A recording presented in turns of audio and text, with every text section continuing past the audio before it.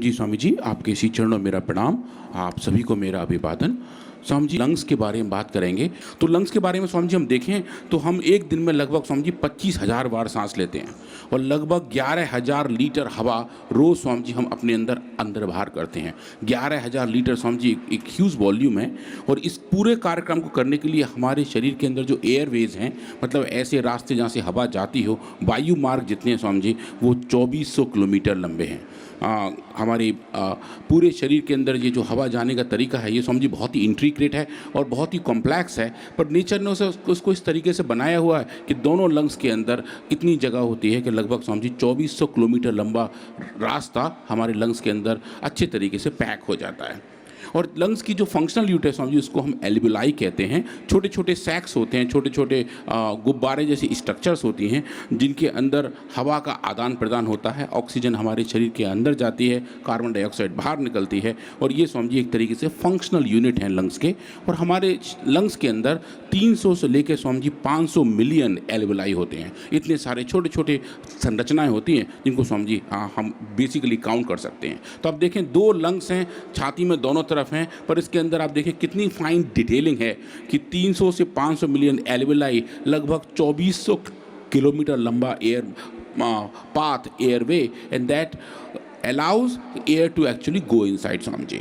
और अगर हम देखें कि जो हमारी लंग कैपेसिटी है कि एक बार में हम अगर अच्छे से गहरी सांस फुलाएं तो लगभग 4 से लेकर 6 लीटर तक एयर हमारे अंदर जा सकती है, और एक सांस के अंदर लगभग स्वामी जी आधा लीटर हवा हम अपने अंदर ले लेते हैं। तो ये नॉर्मल लोगों का है स्वामी जी। जैसे आप जब करते हैं तो आप बहुत लंबे लंबे गहरी गहरी आप जब सांस लेते हैं स्वामी जी, तो ये वॉल्यूम और ज़्यादा बढ़ जाता है। पर आधा लीटर एक सांस के साथ हम हवा का आदान प्रदान करते हैं, और ये स्वामी जी हमारी लंग कैपेसिटी की तरफ आता है कि जितना वॉल्यूम ऑफ गैस एक मैक्सिमम इंस्पिरेशन पे, मतलब गहरी सांस लेने पे जितना हम मैक्सिमम कर पाते हैं, स्वामी जी वही तय करता है कि हमारी हेल्थ कैसी है, हमारा स्टेमिना कितना है, और स्वामी जी उसके साथ साथ हमारी लॉन्गिविटी कितनी है, मतलब हमारी जो दीर्घायु है उसका भी कोरिलेशन स्वामी जी इसी बात से है कि हम एक बार में कितनी गहरी सांस भर के ले सकते हैं। अगर हम बात करें स्वामी जी इम्पेयर्ड ब्रीदिंग की, सांस लेने की तकलीफ़ की, तो उसकी वजह के उसके जो कारण हैं वो स्वामी जी कौन कौन से हैं और उसकी वजह से क्या क्या हो जाता है।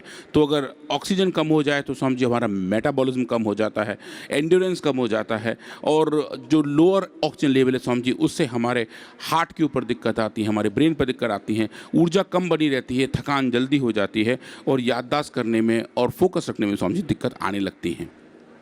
और जो लंग फंक्शन को नापने का तरीका है स्वामी जी, एक तो बहुत सिंपल सा है, जिसे स्पायरोमेट्री कहते हैं, जिसमें स्वामी जी आप देख रहे हैं कि लोग फूंक मारते हैं और फूंक मार के देखते हैं कि कितनी वो जो 3 गेंद हैं वो कितनी देर तक मेंटेन कर सकते हैं। पर स्वामी जी जो इसका बेस्ट तरीका है, जो आपने हमें कई बार बताया है, वो स्वामी जी शंख का बजाना, कि अगर हम एक शंख बहुत देर तक एक सांस में बहुत देर तक बजा लेते हैं तो स्वामी जी वो ये बताता है कि हमारे लंग्स की पावर कितनी अच्छी है। और इसको और टेक्निकल तरीके से नापना हो तो स्वामी जी वो पल्मोनरी फंक्शन टेस्ट है, जिसके बारे में मैं शुरू में बता रहा था। अब स्वामी जी ये हम एनिमल्स में भी कर पा रहे हैं, उनके भी लंग फंक्शन के साथ साथ ये चेक कर पा रहे हैं कि उनके पल्मोनरी फंक्शन कैसे हैं। तो स्पायरोमेट्री से लेके पल्मोनरी फंक्शन तक के जितने टेस्ट हैं वो ये बताते हैं कि लंग्स की हालत कैसी है, उनके अंदर कितनी सारी पावर है। अब हम आते हैं स्वामी जी इस बीमारी के पास जिसका नाम है एलर्जिक अस्थमा।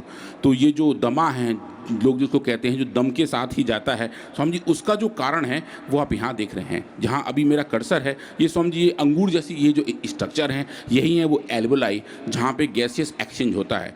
इसके ऊपर जो ट्यूब जा रही है स्वामी जी, ये वो एयरवे है जो हवा को यहाँ तक लेके आता है। अगर हम इसको गौर से देखें स्वामी जी, तो नॉर्मल एयरवे ऐसा दिखाई देता है, जिसका जो व्यास, जो इसका डायमीटर है वो अच्छा खासा है, और इसकी जो दीवार की थिकनेस है स्वामी जी वो नेचुरली जैसी है वैसी दिखाई दे रही है। अगर इसके अंदर सूजन पैदा हो जाए, इन्फ्लेमेशन पैदा हो जाए, तो आप देखेंगे स्वामी जी ये जो थिकनेस है ये बढ़ जाती है, इसकी मोटाई बढ़ जाती है, इसकी वजह से इसके अंदर जाने के हवा की जाने की जो जगह है स्वामी जी वो कम हो जाती है, और इसीलिए गहरी सांस लेने पर भी छाती जकड़ी जकड़ी दिखाई देती है। और ये स्वामी जी इन्फ्लेमेशन का एक क्लियर मार्कर है, जिसको स्वामी जी ब्रोंकाइटिस भी कहते हैं। ब्रोंकस स्वामी जी इस हिस्से को कह रहे हैं जहाँ से हवा आ रही होती है, और आइटिस मतलब इन्फ्लेमेशन। तो ब्रोंकाइटिस स्वामी जी ये बताता है कि इस हिस्से में सूजन है, इन्फ्लेमेशन है, और जिसकी वजह से स्वामी जी अस्थमा की शुरुआत हो जाती है। और अगर आप देखें, ये दुनिया भर में स्वामी जी लगभग 300 मिलियन लोगों को अस्थमा है, और काफ़ी कुछ स्वामी जी एलर्जिक है, मतलब एलर्जी की वजह से अस्थमा आना शुरू हो जाता है। उसके लिए स्वामी जी कॉर्टिकोस्टेरॉइड दिए जाते हैं, लॉन्ग एक्टिंग ब्रोंको डायलेटर दिए जाते हैं जिनको हम लामा कहते हैं, इनहेलर्स दिए जाते हैं स्वामी जी, और लोग ज़िंदगी भर उनका इस्तेमाल करते रहते हैं, पर ट्रीटमेंट बेनिफिट स्वामी जी कम आता है। और उसका जो बड़ा कारण है कि जिसकी वजह से ये अस्थमा होता है, एलर्जी होती है स्वामी जी, वो है हाउस डस्ट माइट। मतलब जो घर में जो धूल है वो चाहे पर्दों के अंदर हो, सोफे के ऊपर हो, कारपेट के ऊपर हो स्वामी जी, उसके अंदर बहुत छोटे छोटे माइक्रोस्कोपिक कीड़े रहते हैं जो आंखों से दिखाई नहीं देते स्वामी जी। अगर आप देखें, ये कारपेट का फोटोग्राफ है जहाँ मेरा भी कर्सर है, इसको हम जूम करके देखें तो स्वामी जी इतना छोटा सा एक हल्का सा कीड़ा दिखाई देता है स्वामी जी, इसको माइट कहते हैं। ये इसकी डेड बॉडीज, इसके पाउडर नाक में जाके स्वामी जी इन्फ्लेमेशन पैदा करते हैं और अस्थमा की शुरुआत स्वामी जी यहाँ से हो जाती है। ये बहुत छोटे साइज़ के होते हैं स्वामी जी, और आप देखेंगे 1 मिलीमीटर का चौथाई हिस्सा, मतलब नंगी आंख से तो दिखाई देगा ही नहीं स्वामी जी, इतना बड़ा ये एक माइट होता है। और इसके जो डस्ट है जिसको हम हाउस डस्ट माइट कहते हैं स्वामी जी, एक बड़ा रिस्क फैक्टर है अस्थमा का। तो आप देखें, जिन लोगों को अस्थमा होता है, दमा होता है, वो कहीं ऐसे हिस्से में जाएँ, थोड़ी भी धूल हो तो स्वामी जी उनको बहुत तेज़ी से खांसी आने लगती है, सांस लेने में दिक्कत होने लगती है, दम फूलने लगता है। उसका कारण यही है कि कहीं ना कहीं कुछ ऐसे एलर्जन हवा में होते हैं जो उनको ज़्यादा सेंसिटाइज कर देते हैं। तो स्वामी जी हमने यही कुछ एक्सपेरिमेंट करने के प्रयास किए, और एक छोटा सा ये स्कीमेटिक है कि जो हेल्दी लंग्स हैं उनके एयरवेज ऐसे हैं, लंग्स विदाउट अस्थमा हैं, और जहाँ अस्थमा आ जाता है स्वामी जी, वहाँ आप देखें इनकी थिकनेस एयरवेज की चेंज हो जाती है, और जो वहाँ की मसल्स हैं वो टाइट हो जाती हैं, जिसकी वजह से छाती बिची लगती है और एयरवेज स्वामी जी सूज जाते हैं, सूजन आ जाती है और म्यूकस बढ़ जाता है, तो स्वामी जी हवा का आदान प्रदान भी कम हो जाता है। आज हम बात करेंगे ब्रोंकोम के बारे में, फिर स्वामी जी बात करेंगे स्वसारी रस, स्वसारी गोल्ड और स्वसारी प्रभाई के बारे में कि ये जो दवाएं हैं, ये जो अच्छी मेडिसिनल हर्ब्स हैं स्वामी जी, ये किस तरीके से लंग फंक्शन को हेल्दी रखती हैं और प्रोसेस को स्वामी जी ठीक रखती हैं। जो आप इनहेलर के तौर पर स्टेरॉइड आदि लेते हैं ना, ये तो बहुत ही खतरनाक है। वो आँखों के लिए, वह डायबिटीज़, ओहो, लोगों को आँखों की कैटरेक्ट हो रहा है, लोगों को ग्लूकोमा हो रहा है, लोग अंधे हो रहे हैं, और शुगर की बीमारी हो, लोग मोटे हो रहे हैं, और लोगों की हड्डियां खोखली हो रही हैं। बहुत खतरनाक है जो अस्थमा की, जो हम सिंथेटिक दवाएं लेते हैं। हाँ स्वामी जी, तो हमने एनिमल्स के साथ कुछ काम किया स्वामी जी, चूहों के अंदर, माइस के अंदर स्वामी जी काम किया, और उनके लंग्स के अंदर स्वामी जी हमने ये जो हाउस डस्ट माइट है इसको उनके लंग्स में हमने स्वामी जी ड्रॉप किया, इंट्रानेजल इंट्राट्रैकियल ड्रॉप किए, और स्वामी जी उसकी वजह से इन एनिमल्स के अंदर अस्थमा जैसे सिम्टम आने शुरू हो गए।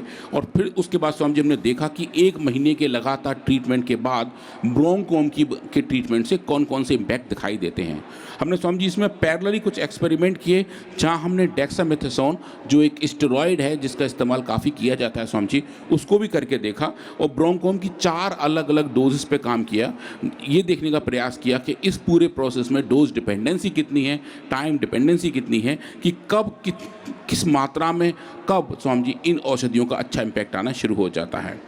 और ये स्वामी जी जो मैं आपको बता रहा था, ये जो हमारा इक्विपमेंट है जो चूहों का वेंटिलेटर जैसा है स्वामी जी, जिसको हम फ्लैक्सी बेंट कहते हैं, एक बहुत छोटी सी मशीन है जिसमें स्वामी जी आप माइस को प्लेस करते हैं और उसके लंग फंक्शन को नाप लेते हैं। ये बिल्कुल ऐसे ही काम करता है जैसे कि ह्यूमन केस में स्वामी जी वेंटिलेटर्स काम करते हैं। तो इस टेक्नोलॉजी का हमने इस्तेमाल किया स्वामी जी, और ये देखा कि चूहों के अंदर का जो फंक्शनैलिटी है, ये स्वामी जी पूरा सेटअप है, इसको अगर आप कंपेयर करें ह्यूमन वेंटिलेटर के साथ तो लगभग वैसा ही कुछ हमें पैरामीटर देखने को मिलते हैं जैसा कि इंसानों के साथ होता है। तो ये जो टेक्नोलॉजी स्वामी जी, ये अच्छी टेक्नोलॉजी है और ये बहुत अच्छे पैरामीटर स्वामी जी हमको देती है।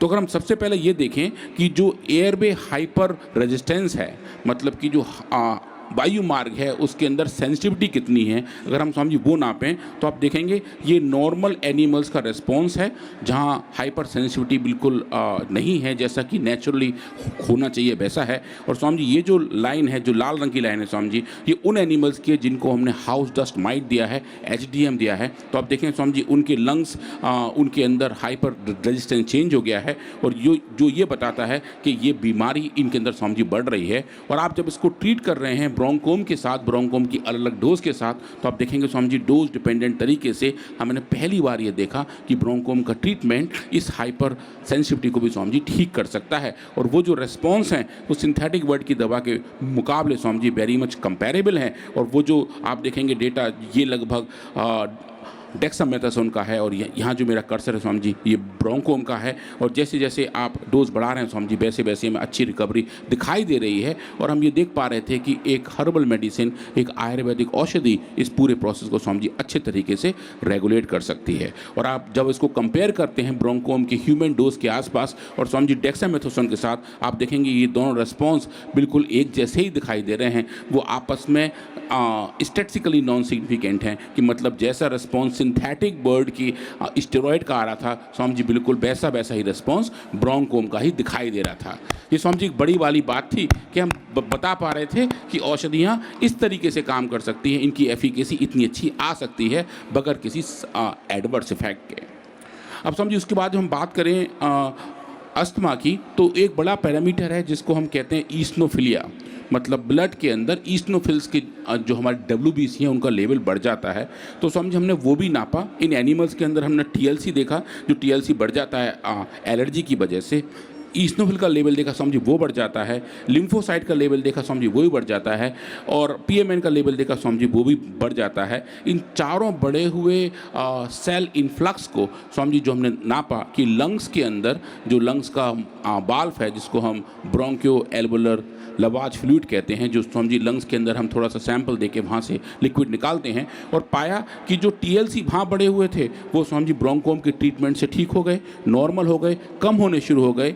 ईस्नोफिल जो स्वामी जी बढ़ गए थे वो भी स्वामी जी डोज डिपेंडेंटली कम होने शुरू हो गए। लिम्फोसाइट और PMN में भी स्वामी जी हमें वैसी रिस्पॉन्स देखने को मिला। पर ऐसा जो हो रहा है स्वामी जी उसके पीछे का स्ट्रक्चरल चेंज क्या है स्वामी जी, उसके लिए हमने हिस्टोपैथोलॉजी किया। और जो आप देख रहे हैं स्क्रीन पर स्वामी जी, आप देखेंगे इन्फ्लेमेशन इन लंग्स के अंदर कितना है वो हम यहाँ देख रहे हैं। यहाँ जो मेरा कर्सर है स्वामी जी ये नॉर्मल लंग्स की हिस्टोपैथोलॉजी है, जहाँ ये जो ओपन एरिया है ये एयर सैक्स हैं, ये वो एल्वोलाई है जहाँ पे हवा का आदान प्रदान होता है। ये स्वामी जी वो वाले एनिमल हैं जिनके अंदर हमने HDM देख के इन्फ्लेमेशन पैदा किया है। आप देखेंगे सूजन काफ़ी बढ़ गई है, इन्फ्लेमेटरी सेल्स का लेवल बढ़ गया है, और जो डायमीटर्स हैं एयर सैक्स के स्वामी जी वो भी कम हो रहे हैं। और आप जब इसको दे रहे हैं ब्रोंकोम तो आप देखें स्वामी जी ये डोज डिपेंडेंट तरीके से कम होना शुरू हो जाता है। और जो इन्फ्लेमेशन था चाहे वो ब्रोंकोल के आसपास हो या स्वामी जी वेस्कुलेचर के पास हो स्वामी जी वो भी ठीक होना शुरू हो जाता है। और जो बात सूजन की है, जो इन्फ्लेमेशन का जो स्वामी जी एक रूट कॉज है इस बीमारी का, वो स्वामी जी बहुत अच्छा रिकवरी यहाँ देखने को मिलता है। और जैसा आप स्वामी जी हमें बताते हैं कि ये सब औषधियाँ बहुत स्ट्रॉन्ग एंटी इन्फ्लेमेटरी हैं स्वामी जी, उसका एक एविडेंस हमें यहाँ दिखाई दे रहा है कि ब्रोंकोम के ट्रीटमेंट से इन्फ्लेमेशन का लेवल स्वामी जी कम होता दिखाई दे रहा है। पर इन्फ्लेमेशन सिर्फ एक ही कारण नहीं है। अगर स्वामी जी अस्थमा बहुत देर तक बना रहे तो सब एपिथेलियल फाइब्रोसिस भी पैदा हो जाती है।